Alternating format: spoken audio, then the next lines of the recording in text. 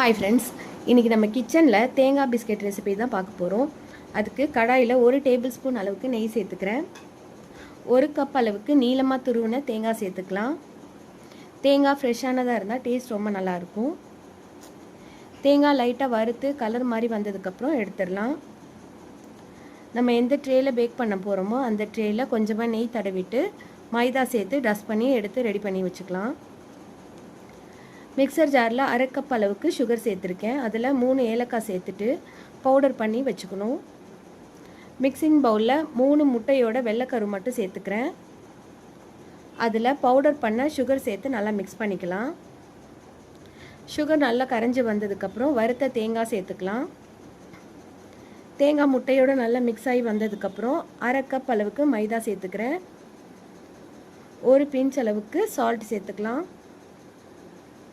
1/4 teaspoon அளவுக்கு baking soda சேர்த்து எல்லாத்தையும் நல்லா மிக்ஸ் பண்ணிவிட்டு கொஞ்சமாக டூட்டி ஃப்ரூட்டியும் சேர்த்துக்கிறேன். எல்லாம் நல்லா மிக்ஸ் ஆனதுக்கப்புறம் நம்ம ரெடி பண்ணி வச்சுருக்க பேக்கிங் ட்ரேயில் கொஞ்சமாக இந்த மாதிரி சேர்த்துக்கலாம். கொஞ்சம் கேப் விட்டு சேர்க்கணும். மேலே கொஞ்சமாக துருவின தேங்காயும் சேர்த்துக்கிறேன். கடாயில் கொஞ்சமாக சால்ட் சேர்த்துட்டு மேலே ஸ்டாண்ட் வச்சுருக்கேன். இது 10 நிமிஷம் முன்னாடியே நான் சூடு பண்ண வச்சுட்டேன். இப்போ ரெடி பண்ண ட்ரேவை இதில் வச்சு க்ளோஸ் பண்ணிடலாம். அடுப்பு சிம்லேயே இருக்கட்டும்.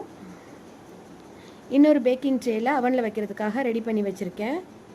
ப்ரீஹீட் பண்ண அவனில் 180 டிகிரியில் 10லேருந்து 13 நிமிஷம் வச்சு எடுத்துக்கலாம்.